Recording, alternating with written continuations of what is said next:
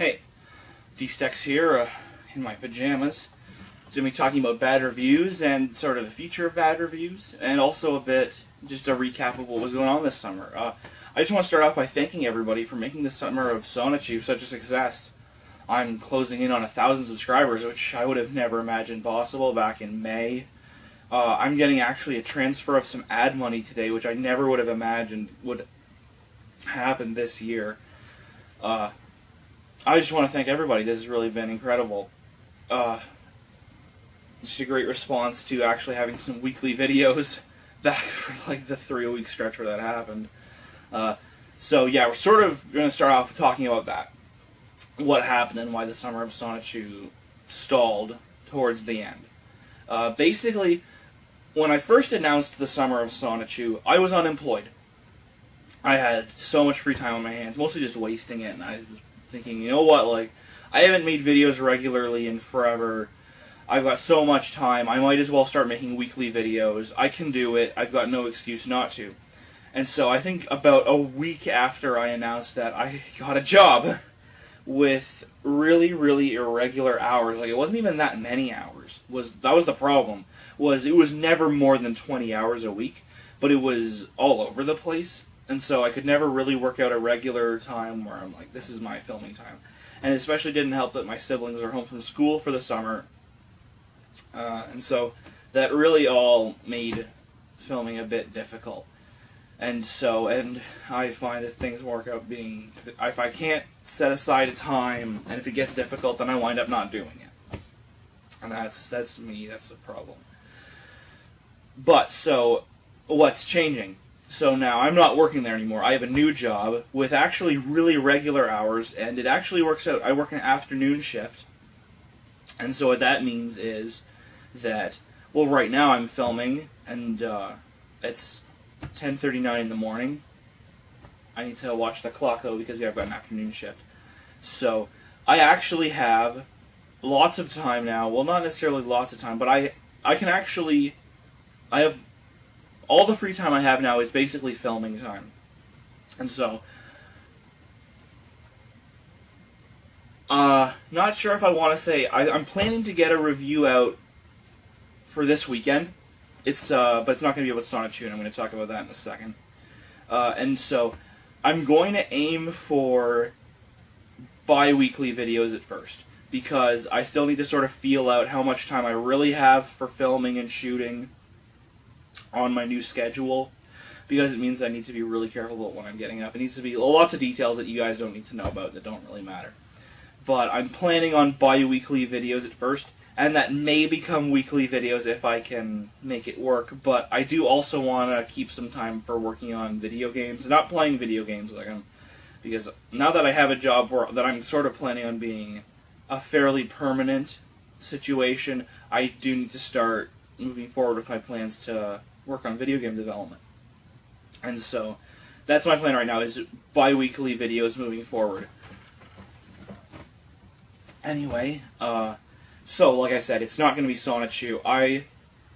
I've sort of run into a problem with Sonichu issue 7 where, and this is part of what really, really stalled and why there hasn't been a video for over a month now, is I'm just finding the next issue of Sonichu really hard to actually write jokes for.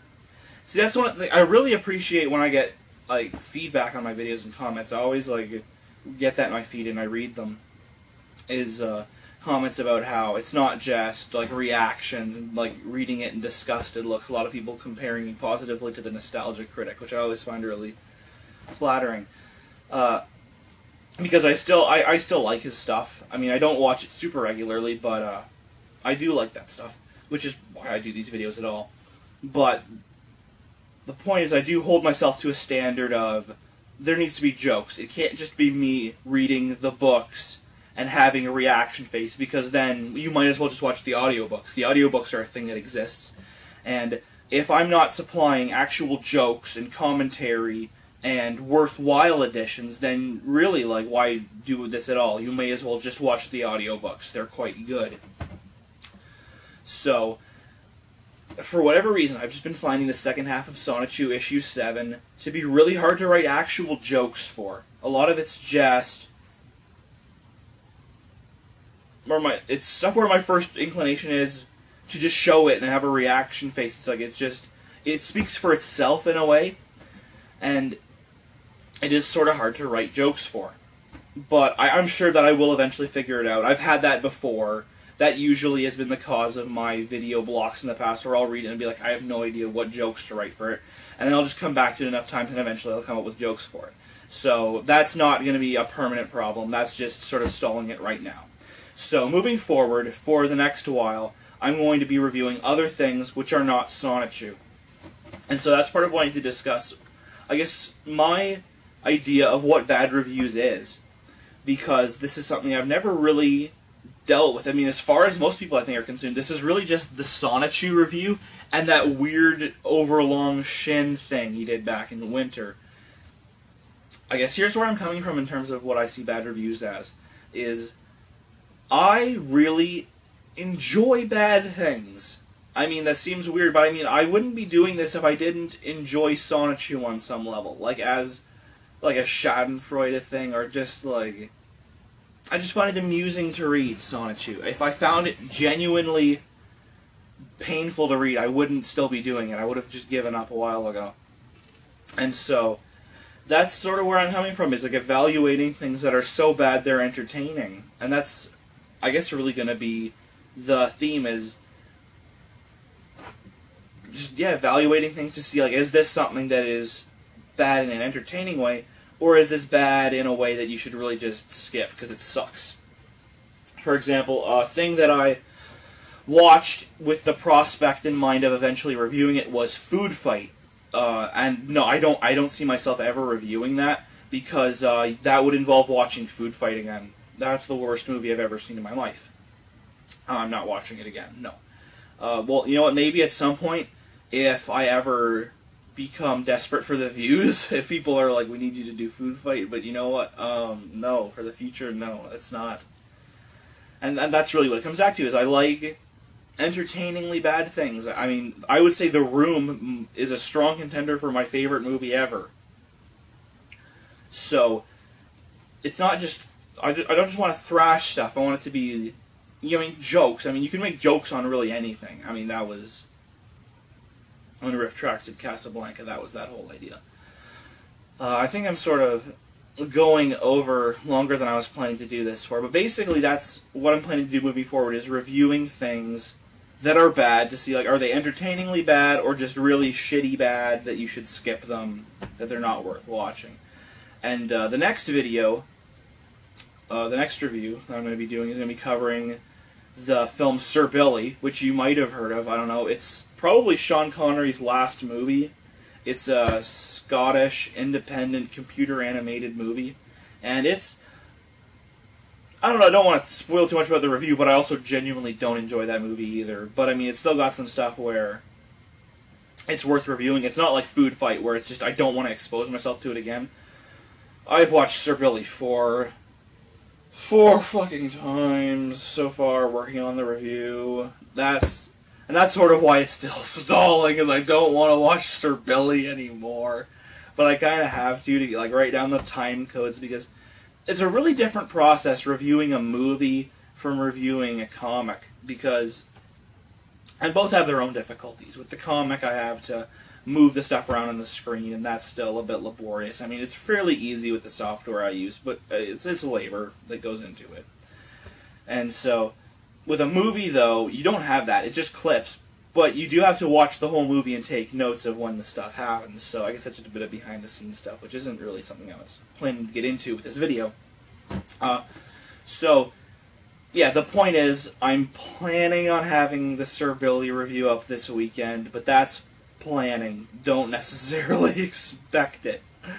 And I think for October, what I'm planning to do is some really obscure stuff.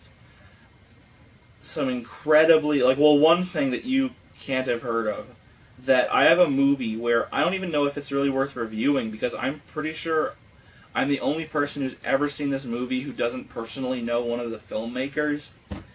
Anyway, that's something for the review itself. Another thing is The Lock-In, which you've probably never heard of. If you want to Google it, it's a really bad, like, attempt to make, like, a Christian Paranormal Activity ripoff about porn. And so yeah, stay tuned for that review too. In summary, again, just thanking everybody. This has worked out crazy well. I mean, I'd hoped that going back to regular content would provide a boost in views and like, but I could have never imagined that I'd be closing in on 1,000 subscribers, or that I would have made, I don't know if I want to reveal this too much, but over $100 in ad views, which I just find crazy. That even with like just the views that I have, having that much, I don't know, it's just crazy to me that this could be like that successful. I mean, I'm nowhere near being able to quit my job, and even if I could, I wouldn't, because I don't really think that this is necessarily a viable model of making money. But anyway, again, just thanks everybody. Just keep watching. The reviews aren't dead. I just find it funny, people like asking a week later, where's the review? It's like, you fuckers used to wait 2 years. Or like, well, no, it was never 2 years, but you used to be used to waiting 6 months for videos, and now you're bitching after 2 weeks. You're so spoiled. No, but I mean, no, I'm not complaining about that, because every time I see one of those comments that says, "Hey, where's the review?" I always know there's a person who cares, that I don't know, sometimes I need to remind myself of that there's people who like actually care about this shit that I'm doing, and I find that, I don't know, I almost can't believe that. It's hard to ever really internalize that, the idea that there's people out there who are eagerly waiting to see the next video. I find that, I don't know, I just can't hardly believe it. Anyway, again, thank you everybody.